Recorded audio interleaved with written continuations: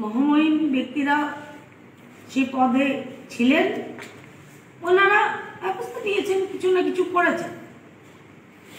কিন্তু এই ধরনের যে একটা সিচুয়েশন তৈরি হবে এবং এটা এত দিন এত মাস গড়াবে, সেটা কিন্তু আমরা নিজেরাও ভাবতে পারিনি। আমাদের এটা কাজ নয় যে এখানে এসে আমরা প্রচন্ড বিরক্ত হই। এই যে এই সময়টা হচ্ছে আমাদের কাজের সময়, এই কাজের সময় এসে আপনাদেরকে বিরক্ত করা, এক কথা বারবার বলে যাওয়া, তাতে আপনাদেরও সময় নষ্ট, আমাদেরও সময় নষ্ট। আমরা শুধু একটা কথাই বলতে চাইব,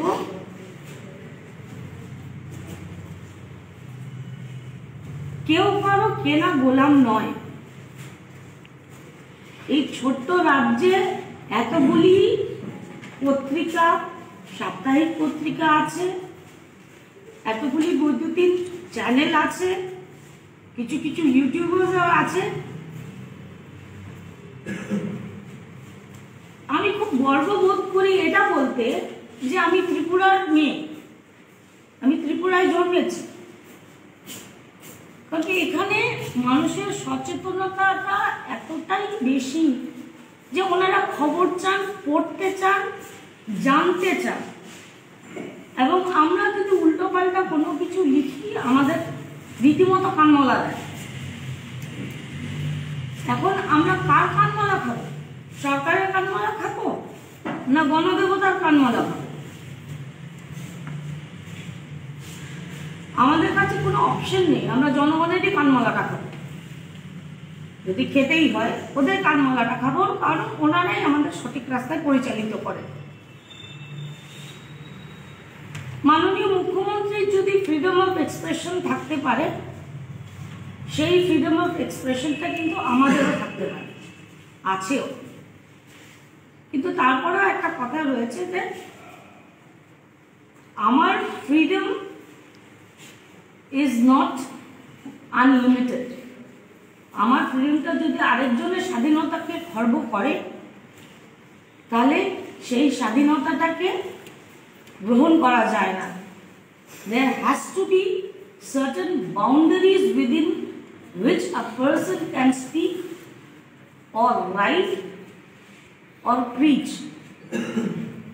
আমরা উস্কানিমূলক কোনো কিছু বলতে চাই না, কোনো কিছু করতে চাই না। একমাত্র মহিলা সম্পাদিকাকে হুমকি দিয়েছে টেলিফোন, যা অতীতে কখনো দেখা যায়। কোনো মন্ত্রী কোনো সংবাদের জন্য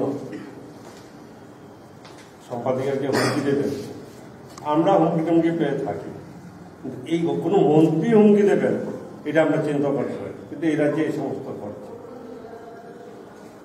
আর ন্যাকার জন্য বহু ঘটনা ঘটছে, যে এরা উল্লেখ করবেন, আচল স্বামীবাবু বলবেন, টেনশন নিয়ে কি হচ্ছে অন্য বলবেন, পারমিতা আছে ওনারা বলবেন যে কি কঠোর পরিস্থিতির মধ্যে আমরা পড়েছি। এরকম বিভাগে আমরা পড়তে পারি, আমরা কোনোদিন চিন্তাও করতে পারি না। স্বামী বলো তোমার অভিজ্ঞতা।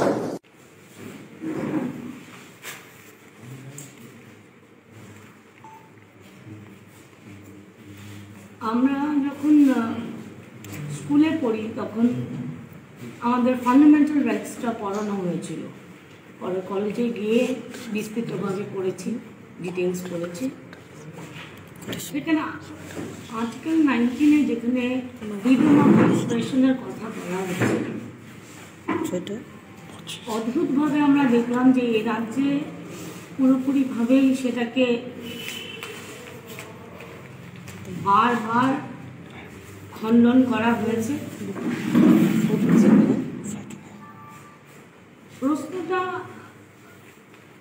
এই জায়গায় যে মাননীয় মুখ্যমন্ত্রী একটা কথা বলেছেন, মুখোশকে বলেছেন কিংবা ইচ্ছাকৃতভাবে বলেছেন বা অনিচ্ছাকৃতভাবে বেরিয়ে গেছে, যাই হতে পারে, ব্যাপারটা মিটিয়ে নেওয়া যায়।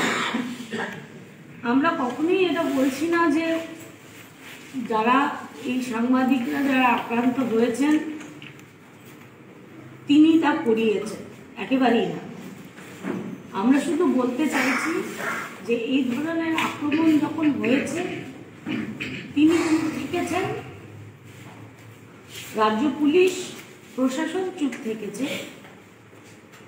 যে কারণে এই ধরনের হুলিগান, যাদের আমরা দুষ্কৃতী বলি, তারা একটা রাজনৈতিক তকমা এটে পিটিয়ে গেল, মারল। আমাদের গণঅবস্থানের কিছুদিন আগে দৈনিক সংবাদের এক সাংবাদিক কোনো সংবাদ না করেই গভীর রাত্রে তার বাড়িতে গিয়ে লোকজন দল বল গিয়ে তার গেট ভেঙে তাকে মারল। তার ওয়াইফের সাথে আমাদের কপি পাঠাও। এফআইআর যখন নেওয়া হলো সেটা নিয়েও তালবাহানা চলল, তারপর নিলেন এফআইআর। আমরা বাধ্য হলাম রাজ্যের তৎকালীন যিনি ভারপ্রাপ্ত ছিলেন ডিজি, তাকে ফোনে জানাতে, চিঠি লিখতে, তারপর ওনার সাথে ফোনে কথা হয়েছে। তারপর এসে বলছে যে যখন আলটিমেটলি এফআইআরটা নিল পুলিশ, তখন গিয়ে বলা হলো যে আমরা তো বুঝতে পারিনি, এরকম সেরকম, আমরা ক্ষমা চাইছি। মেসমশাই তো আমাদের বাবার মতো, মাসিমা আমাদের মার মতো। এখন ব্যাপারটা এখান থেকে আমরা হয়তো ভাববো যে কেন পিছিয়ে গেল ছেলেটি, এফআইআরটা কেন উইথড্র করলো, কিন্তু আমাদের ওর প্র্যাকটিক্যাল প্রবলেমটা বুঝতে হবে। ওই ছেলেটিকে ওই ছোট্ট এলাকায় থাকতে হয়, যেখানে সকাল সন্ধ্যে বেরোলে ওই 50-60 জনের মুখ দেখাদেখি হবে। ত্রিপুরা রাজ্যটা আয়তন কতটুকু,